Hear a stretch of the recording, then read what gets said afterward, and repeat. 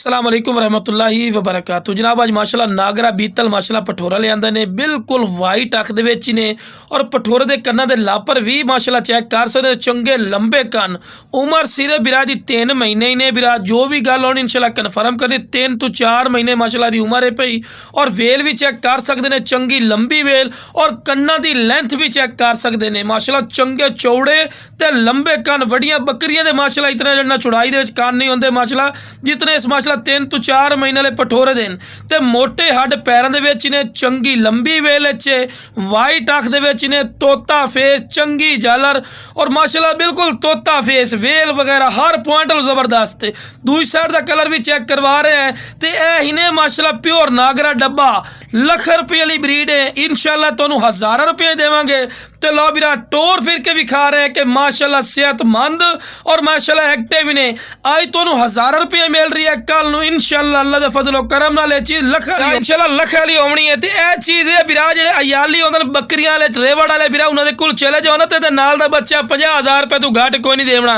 तुसीं आखो फौजी भाई इतना रेट नहीं होंदा नहीं बिरा नस्ल दे पैसे होंदे लेकिन जनाब अपना की डिमांड है इंशाल्लाह तुहाडी सोच तो भी कम जनाब जिस बिरा नू चाहिए जनाब सिर्फ जनाब 26,000 रुपया 26,000 रुपया इस बच्चे की डिमांड कर रहे हैं तो यह नहीं कि 26,000 ही फिक्स हो गया जी बाटा रेट हो गया नहीं बिरा तुसी कॉल करनी थोड़ी कॉल की इज्जत हो सी और मुनासिब राइट ते मिल सी ते बकरियां वास्ते कोई रखना चाहे ना जनाब इस तो बाद नस्ल नहीं होती ने बिरा हर पॉइंट वालों पूरा कोई ऐसा पॉइंट नहीं बिरा जिहड़ा कम होवे बिरा